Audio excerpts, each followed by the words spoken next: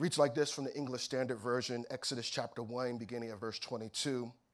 Then Pharaoh commanded all his people, every son that is born to the Hebrews you shall cast into the Nile, but you shall let every daughter live.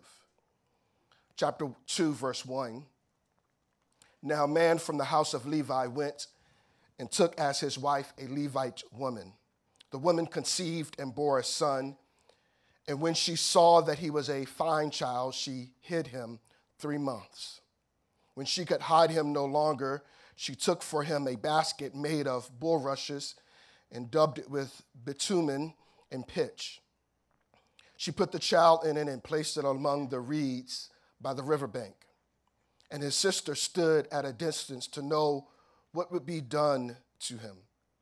Now the daughter of Pharaoh came down to bathe at the river while her young women walked beside the river. She saw the basket among the reeds, and she sent her servant woman, and she took it. And when she opened it, she saw the child, and behold, the baby was crying.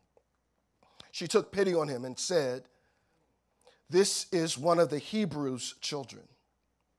Then his sister said to Pharaoh's daughter, "Shall I go and call you a nurse from the Hebrew women to nurse the child for you?" Wow. And Pharaoh's daughter said to her, "Go." So the girl went and went and called the child's mother. And Pharaoh's daughter said to her, "Take this child away and nurse him for me, and I will give you your wages." So the woman took the child and nursed him. When the child grew older, she brought him to Pharaoh's daughter, and he became her son. She named him Moses because she said, "I drew him out of the water." The word of the Lord is blessed. You may be seated. His word is sweet to my taste, sweeter than honey in my mouth. Because the grass withers, the flower fades, but his word remains forever. I pray that you all would pray with me this morning. I would like to title our sermon from this passage, "What If," we're still in our series on what if your role counts? What if your role counts? You haven't spoken to your neighbor yet, so would you turn to your neighbor? I know y'all don't like doing this, but if you would just at least follow these instructions for me. Turn to your neighbor, say good morning to them. Tell them glad to see them, even if you don't mean it. Maybe you can not lie in church and just mean it. But I want you to tell them, say, your role counts. Now ask them this question. Say, can we count on you?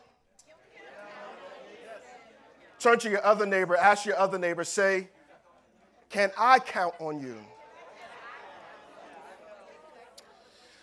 Last Sunday, after service ended, a young man in our midst whose parents obviously have trained him up right, he came and he handed me this card. I wasn't able to read it right away, so I stuffed it in my pocket, almost forgot that it was there until when I got home, I felt that I had put it away, and I finally had a chance to open it hours later. And I opened it, and the card read like this: "Dear Pastor Perrin, I want to say thank you so much from the bottom of my heart. Words cannot express how grateful and thankful I am to have you in my life. You've been a supporter since day one, and I appreciate it. Yours truly," the person's name. I didn't ask permission if I could tell that he gave me this, and so I won't reveal his name. Perhaps he'll wink at me and let me know whether or not it's okay. But that card made my day last Sunday. Because sometimes you just never know whether or not you're having an impact on anybody's life. And you don't know the impact that you are having on someone's life. But sometimes, if we avail ourselves, and if we are willing to do our part, God will privilege us to cooperate and participate in his work of redemption in our world.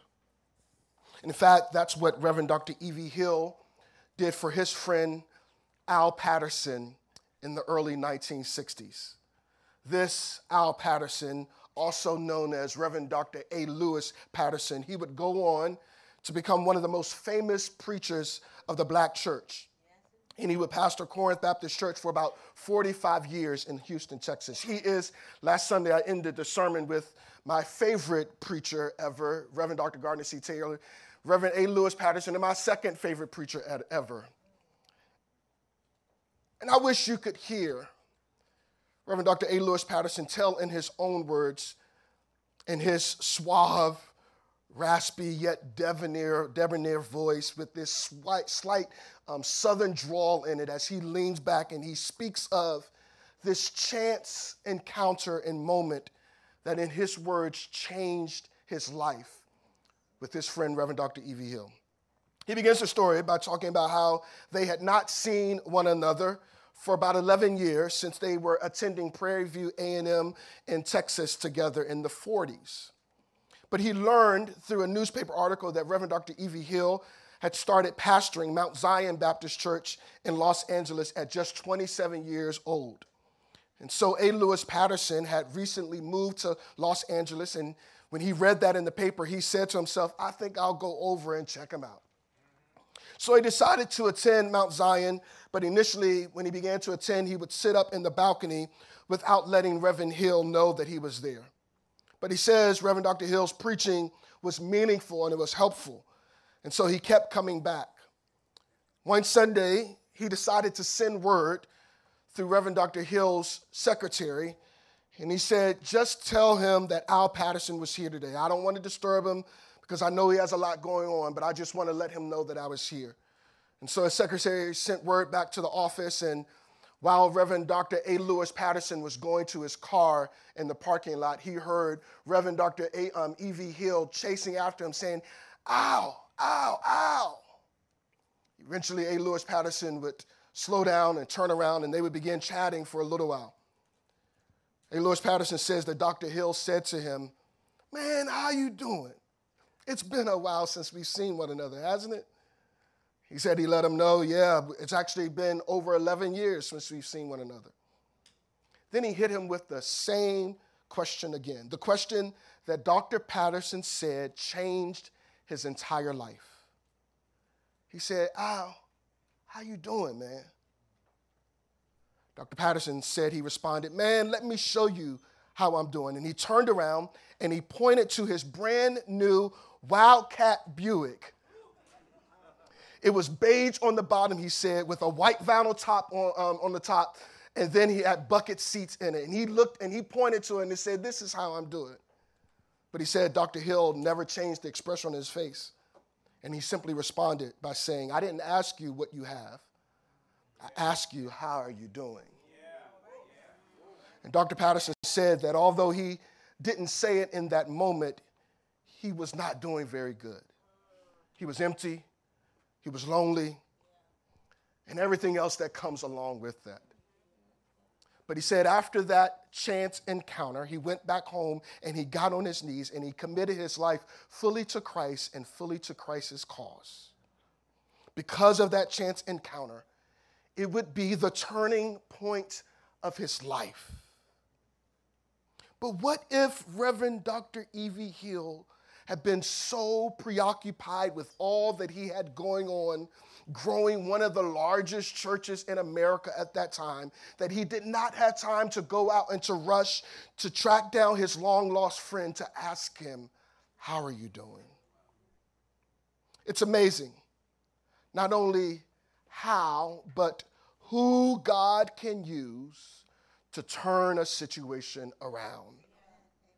Sometimes it's not just a word from the Lord that can turn a situation around, even though that sometimes can turn a situation around. But God's, by his providence, he can use a person, human instrumentality, to play a pivotal role that pushes his kingdom forward in the agenda that he has in the world. But the question is, can he use you? The The question is, will you avail yourself to play your role in his story?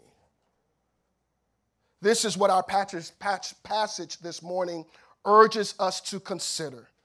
This passage shows us how God's providence involves and aligns with human participation to push forward his plan and his purposes in the world. That's what this passage shows us. That God's, in his providence, he will involve and align human participation to push forward his plan and purposes in this world. What is God's providence, you might be asking me? Reverend Dr. Tony Evans says that God's providence is the hidden hand of God in the glove of history. Albert Einstein puts it this way. He says providence, or coincidence as he puts it, is God's way of staying anonymous. Providence is when God is working and you don't necessarily see it or feel him working or see how he is working in your situation. But providence is knowing that God is working. Pastor T.L. Rogers would say it this way back in the day: providence is when God begins to connect the dots in your life. Anybody remember that? When you were a kid, you would connect the dots. 1 to 2 to 3 to 4 to 5 to 6 to 7, but you would not know what the picture was going to create until you had finished connecting all of the dots. That's what providence is. It's God connecting the dots, but you don't see what he's doing until all the dots have come together. I read this week that providence is the understanding that underpinning everything that happens to us, there is a secret, undeclared providence always at work, always providing, always purposeful, and always on the side of the people of God.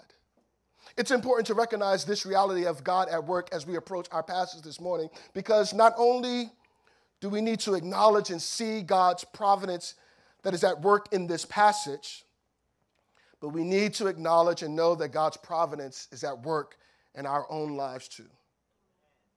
Do you believe that God is working in your life? Do you believe that God is doing what's best, not only for his people in general, but for you specifically and personally, that God is doing what's best and working things out for your good? Do you believe that? It is important because we need to know that God is always doing what is best, not only for his people in general, but for you and I personally as well. A.W. Tozer says, when I understand that everything happening to me is to make me more like Christ, it resolves a great deal of anxiety. But I know what you're thinking. You're thinking what I'm thinking. You don't know my situation. You don't know how dire my circumstance is. You're telling me that God is at work in this? You don't know how bad my finances are. You don't know how rocky my marriage is. You don't know how fatal my diagnosis is. You don't know how impossible my dilemma is. And yes, I don't know. But as we approach this passage this morning, perhaps you're a bit too familiar with what's going on. Or perhaps as you read it too flat. So you're not picking up on the heightened emotions of this passage.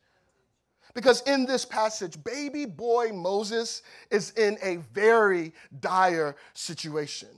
I know your situation is bad, but baby boy Moses is just 3 years old, and he's had to been hidden from the government for 3 months. He's just 3 months old and been hidden from the government for 3 months. And now his mother puts him in this basket, puts him in the water to see what would happen to him.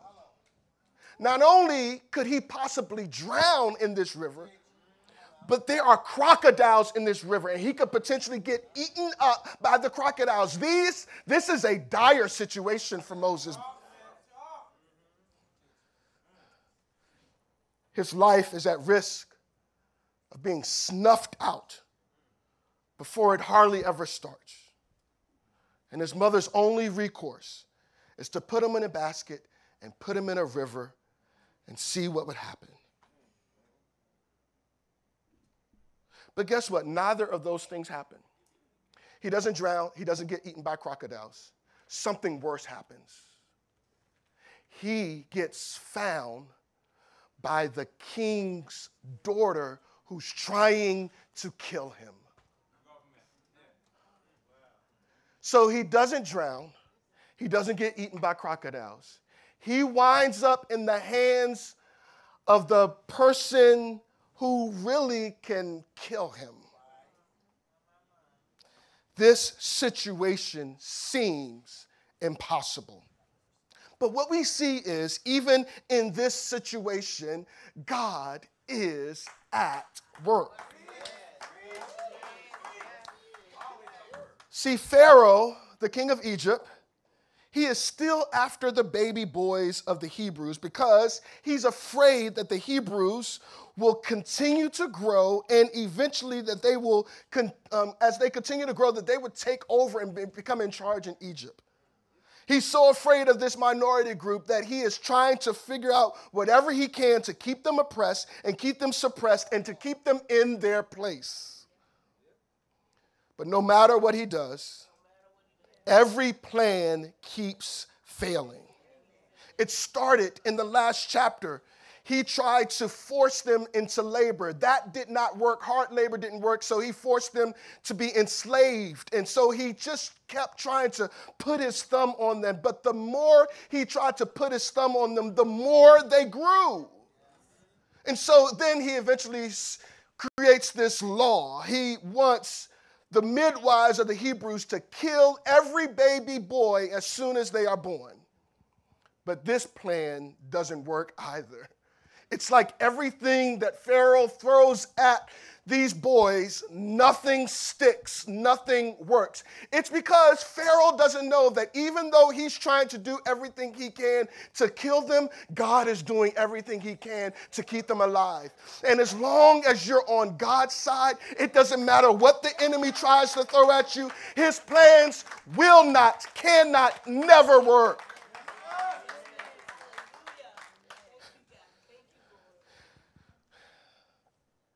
As much as he was trying to destroy God's people, he doesn't realize he's fighting a battle that he cannot win. God is like a skilled chess player, and he is strategically and methodically opposing every one of the king's moves. As soon as the king moves here, God is moving here. And then the king is like, oh, I got you now. And God says, no, you don't. I have another move. And what you need to know is that God's hand of providence is always moving behind the scenes of our lives to have the last winning move in not just Moses' life, but in you and my life as well. You need to know that even when it seems you are losing, it seems there are no moves left. Even when it seems like all hope is gone, God is still moving and he is still working. He's still maneuvering. He's still orchestrating things to work on your behalf. He always has the last say. This means that if you're on the Lord's side, if you're one of his chosen, every attempt of the enemy, while it feels painful now, while it's uncomfortable now, while it doesn't feel good right now, you need to know that every move of the enemy, it is an unsuccessful and a futile move trying to block and stop all the good that God is doing for you. God is working on your behalf. The king of Egypt thought he was finally going to kill these baby Hebrew boys. But God had a better plan up his sleeve. And as soon as they think it's over, Moses is about to drift out to sea. And not only is he about to drift out to sea, but he ends up in the hands of the king's daughter who's trying to kill him. But when that happens, God still has another move. Encourage your neighbor, if you will, and say, God's got another move.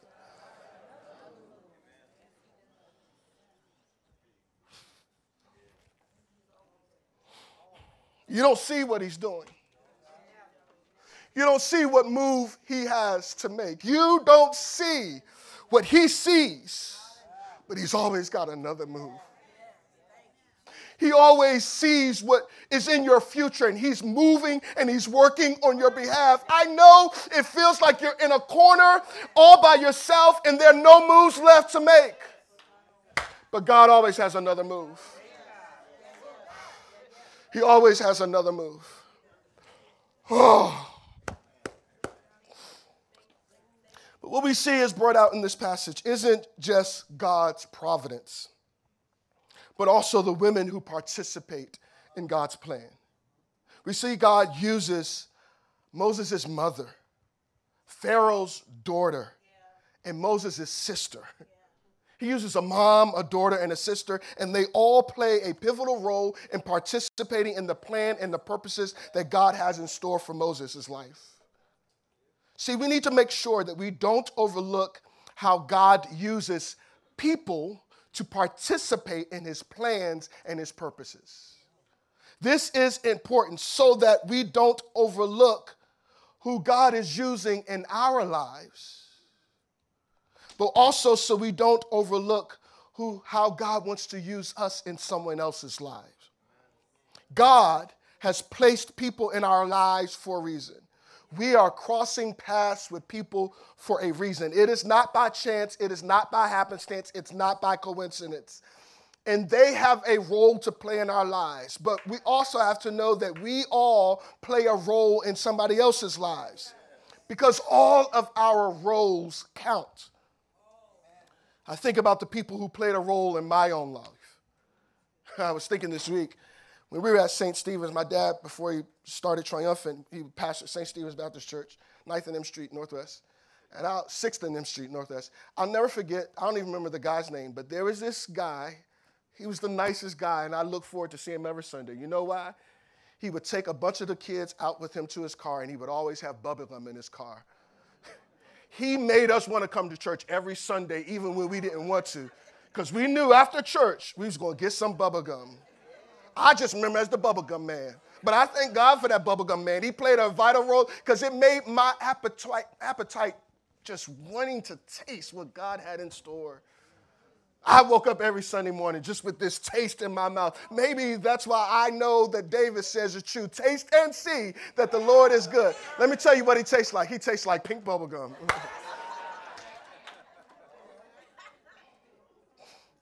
I remember Mrs. Violet Pfeiffer. Y'all know Katina Pfeiffer, her mother. The way that she would take care of our family. Every Sunday, she would make sure that my dad, after he finished preaching, would have this papaya juice that he loved to drink. She made it refreshing to serve in ministry. I think about Deacon Birch, the godliest man that I've ever known in my life. How he took care of his family and how he was always at church. He was the first one to arrive and the last one to leave.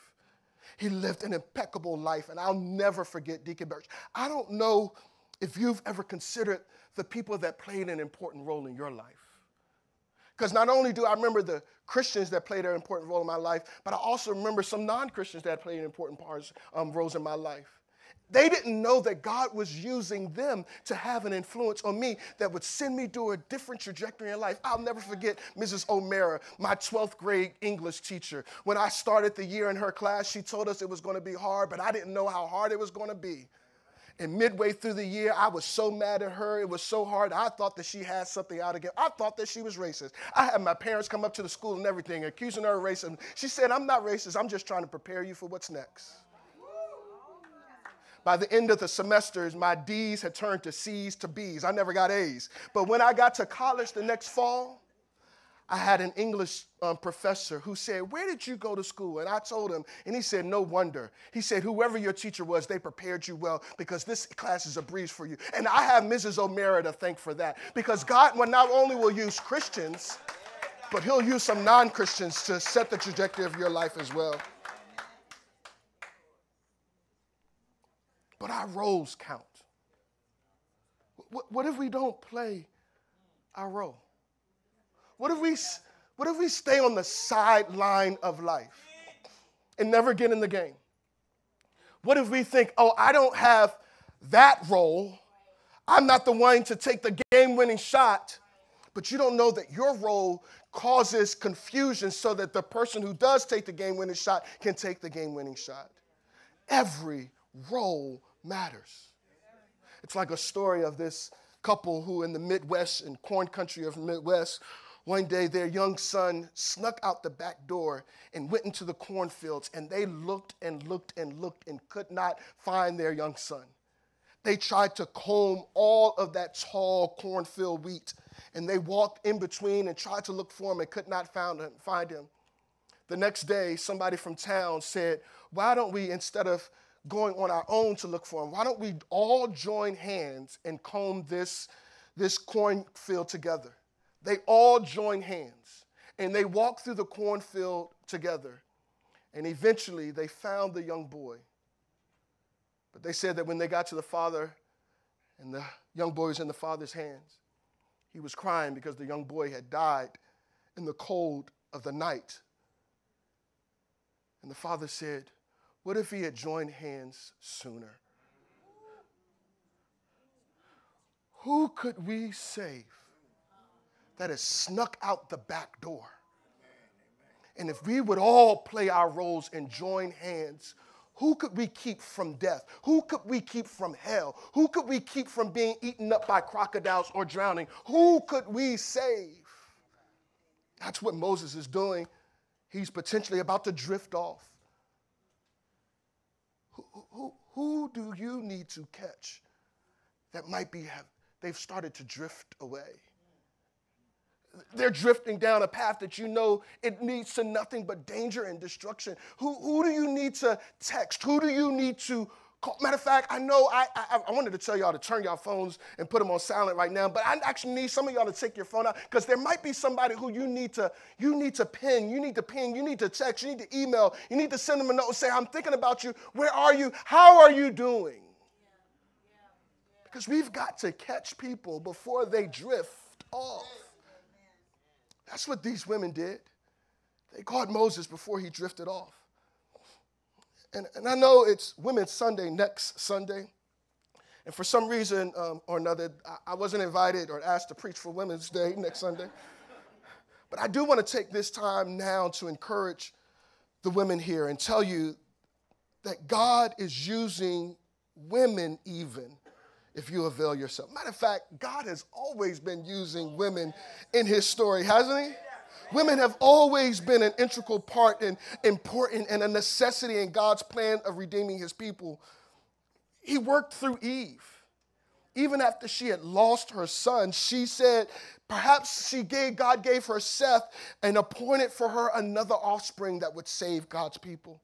She would know that eventually she would have a seed that would crush the serpent's head. Maybe Rebekah, God was working through her when she tried to help Jacob get his blessing.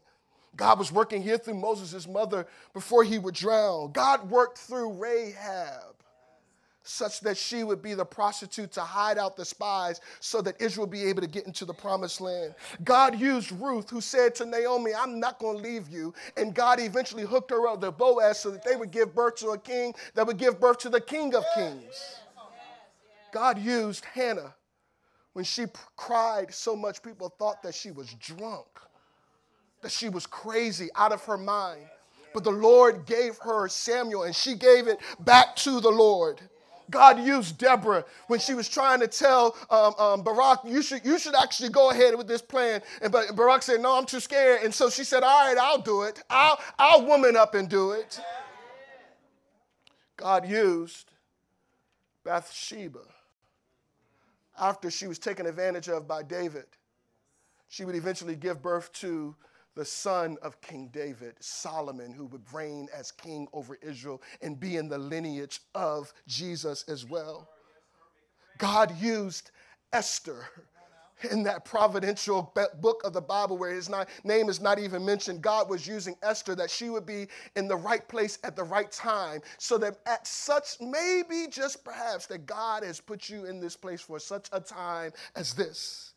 I'm going to keep going until you get happy with me, because God would go over to the New Testament and use Elizabeth. When she was barren and old in her age, she would give birth to John the Baptist, who would prepare the way for Jesus. And then, of course, God used this young girl named Mary, didn't he? A virgin, and nobody believed that she was impregnated with the Holy Spirit. You wouldn't have believed it too, but God used her as well to give birth to a Savior. Then God used that woman, prophetess Anna. Yeah, she was a prophetess. She spoke and she said that this indeed is Jesus the Christ, and she held him up in the temple. Then God would go on to use Jesus would go on to use other women, Mary and Salome and the others, to not only would they be there to support his ministry and fund his ministry, because women will fund your ministry. I thank God for it. But God also used them to be the first heralders of the gospel. They were the first ones to arrive at the tomb to see that Christ was not there. Nobody expected to find nobody there, and they were the first ones to see that. God would use that young girl, Rhoda, when she was at Mark's mother's house, because Mark's mother was holding this prayer service at her house. And Rhoda would go to the door and hear Peter knocking at the door, and then go back and give word that Peter is the person we've been praying would be released, is at the door. God used Priscilla, who was Aquila's wife.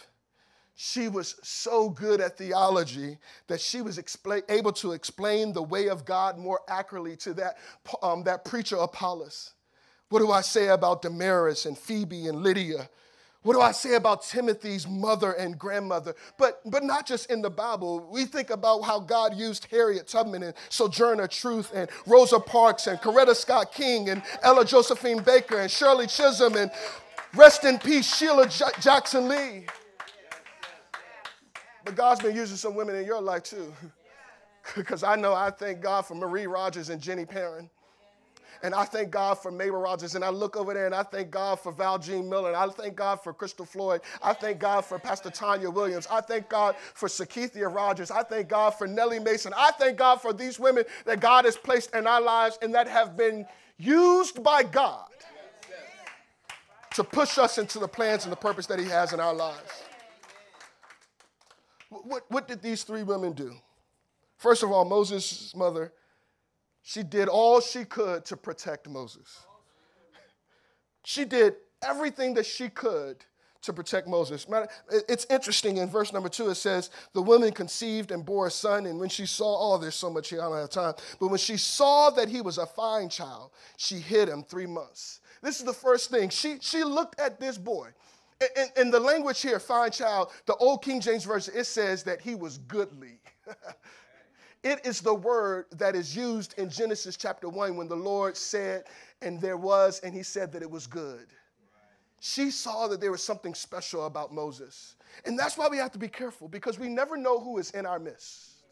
We never know who the person sitting next to us, what they might be in the future. There was this story about this preacher. One day, this guy, he arrived to church early one Sunday, and he arrived to church early because he needed to have some words with that pastor. And he said to that pastor, I don't know how fruitful your ministry is, because there's only been one person to join this church in the past 10 years since you've been here, and it's just been a little boy. And the pastor said, yeah, you might be right. I don't know either.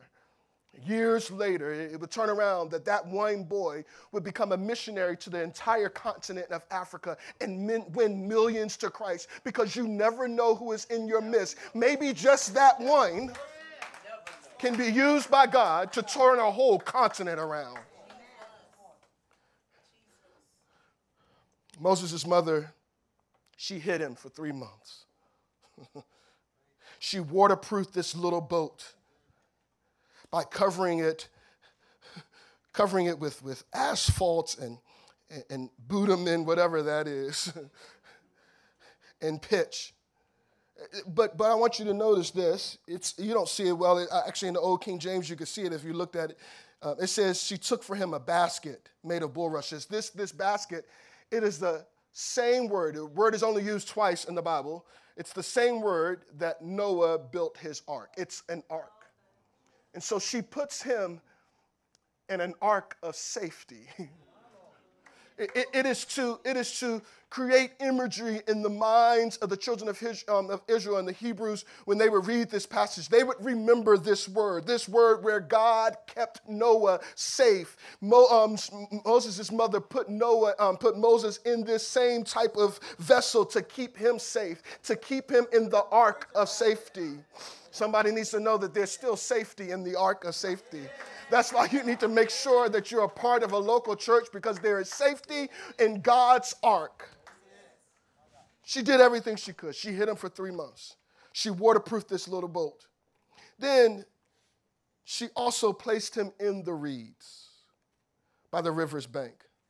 By placing him in this brush, in these reeds, it was to hope that the strong current of the Nile River would not carry him off. And that if he was in this brush, that the brush would keep him safe and keep him near the river's bank so that he wouldn't drift out too far.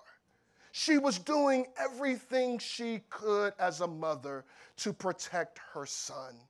And I want to encourage some mother out there, some women out there, do whatever you have to do to protect your children, because this world will eat you up. It'll drown you down. It'll pull you down with all of these things that are proliferating in our neighborhoods.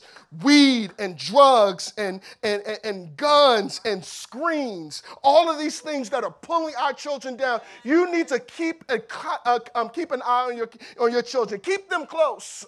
Don't let them drift away. Keep them in an area where maybe they feel like they want to go down the river. No, I'm going to keep you in this brush. I'm going to keep you safe. Somebody's sitting here today because their mother didn't let them get too far. Their mother did all that she could to keep them close by. And you wouldn't be in church today if it wasn't for your praying mother or your praying grandmother. Anybody out there grateful that you had a mother that kept you close? It didn't feel good at the time, did it? Everybody else was staying out late. You had to go home when the street lights came on. But now you thank God. Everybody else, they didn't get the whippings that you got. You saying, well, I don't get to do what Johnny get to do. But now you saying, I'm happy I didn't get to do what Johnny do, because now look where he is and look where I am today. Perhaps she even told her daughter, who was a little bit older than Moses, to keep an eye on Moses. But when she does this, all that she could. Hebrews 11:23, it tells us this. It says, by faith, Moses' parents hid him for 3 months after he was born.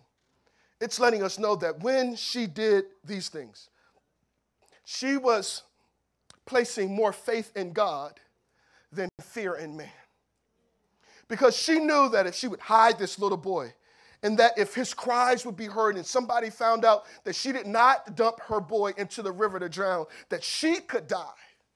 But by faith, she decided to trust God and to put Moses in this ark of safety, because she was doing all she could by faith. It's going to take a little bit of faith. It's going to take a little bit of risk. It's going to take you walking by faith and not by sight. I got to move on, because not only do we see that God uses Moses' mother, but we also see that God used Pharaoh's daughter. What's interesting about Pharaoh's daughter is that she's not one of the people of the children of Israel. She's not a Hebrew. She belongs to the government.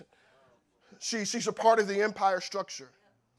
But God uses her in her privilege to protect Moses and to preserve his life.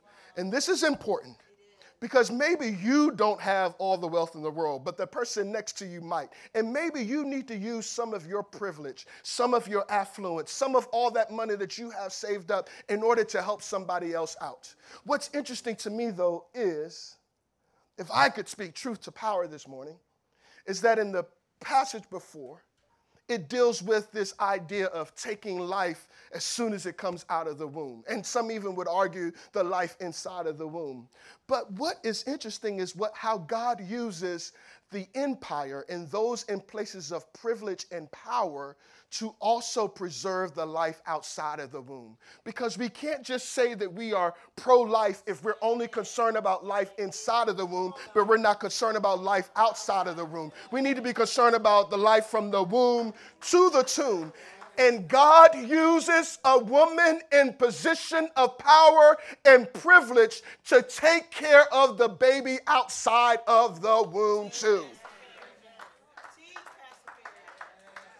All of these people who promote pro-life, and I ain't got nothing against them. They just need to add something to that thing. They need to be just as concerned about that life outside of the womb. And they need to be concerned about that mother who is taking care of that baby and that you want to bring that life to full term. Use your privilege and use your power, not for your own advantage, not just so you can get on your own soapbox, and not just so you can get somebody elected, but use that in order to help somebody else that's about to drown, to help somebody else that's about to get eaten up by the cares of, by the demons in this world. God used Pharaoh's daughter in her position of influence, power, and privilege to keep Moses safe. But then he also uses Moses' sister. Later on, we would get Moses' sister's name. Her name was Miriam. And here she was positioned to provide safekeeping for Moses. She was determined for her little brother to be safe. Did you see it in the text there? It says in verse number 4, his sister stood at a distance to know what would be done to him. It was like she was positioned to keep a close eye on the people that the water was trying to drown. The little boys that the crocodiles were trying to eat up. She was positioned, and God positioned her there. God used her there, and she was brave enough and clever enough to catch Moses before he drifted off, because what she would see is that when the Pharaoh's daughter, the king of Egypt's daughter, would see this little basket out, she would go and have somebody get the basket and bring the basket to her. And she opened up the basket and heard this baby boy crying. It says that she took pity on him. Where is that? Verse number 5. She saw the basket among the reeds and said her servant woman, she took it. And when she opened it, she saw the child, and behold, the baby was crying. She took pity on him and said, this is one of the Hebrews' children. This is the tension in the text. Because Moses' sister jumps in and says, should I go and call you a nurse? Someone to nurse this baby? But it doesn't let us know that Pharaoh's daughter was even trying to actually save this baby. She just says, this is one of the Hebrews' children. If you stop right there, her next statement could be, and we need to kill him so that I can follow my father's edict. She had pity on him, yes, but we don't know what she's about to do with him. And she does not say that she's going to take care of this child. But his sister is positioned, and she knows she can't waste any time. And so she seizes the opportunity and speaks up and advocates for her brother. She says, can I go and rush and get someone to nurse this little boy for you? And she says to her, go. And what does she do? In her clever wit, bravely and courageously, I believe used by God, she goes and gets Moses' mother and brings Moses' mother back to nurse Moses. And it gets gooder, y'all.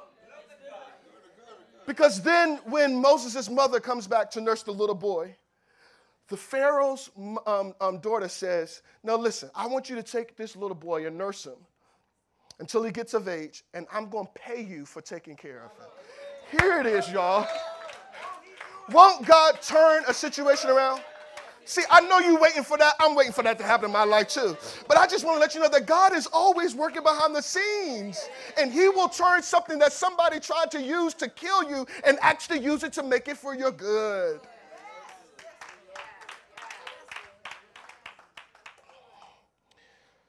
But I don't want us to miss this last part of this text.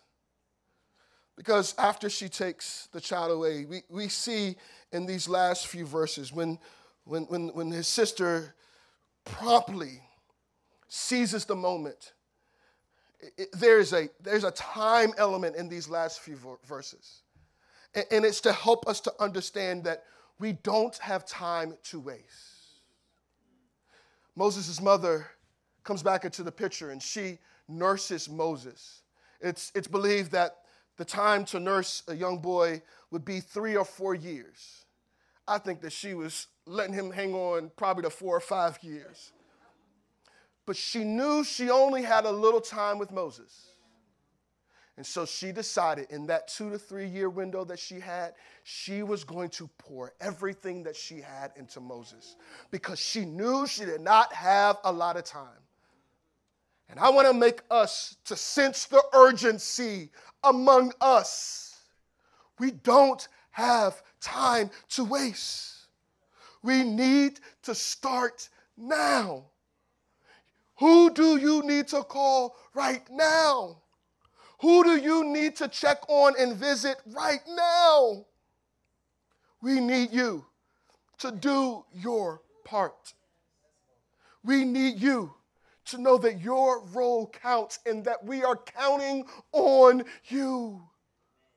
Your role, you think that it might be insignificant. You think it might not be much, but it is big in the hands of God. If you would avail yourself to God and allow yourself, God to allow you to participate in his plan and his purposes, you will never know what your little bit can do.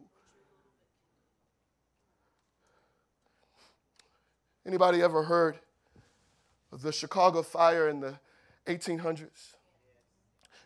The fire, I believe it consumed 40 acres of Chicago. It took out half of Chicago. But do you know how it started? It started with this couple that had a barn almost 40 miles outside of town. And they milked cows in their barn. And the story is that the woman was going to the barn to milk her cow, and she had at night, and she had this little lamp, and she took the lamp with her to milk the cow. And when she got there, she was milking the cow, and the cow, just that little light kicked over that little candle that she had. And that little candle being mistakenly kicked over caused a little fire in that barn. But that little fire in that barn would spread to over 40 acres. So much so that they made sure that people would never forget about that little fire that started at that barn. And now the place where they give training for firefighters in Chicago is on that very site because of what can happen with just a little bit of fire. What will you do with the little bit that God has given you? Your little bit counts. If you decide that, God, I'm going to avail myself to be used in your purposes, in your plans, providentially, I don't know what my call might do. I don't know what my invitation might do. I don't know what my giving out bubblegum might do, but I am going to play my little part. Because your little part counts. Thank you, God, for this time in your word. I thank you that you saved baby boy Moses' life.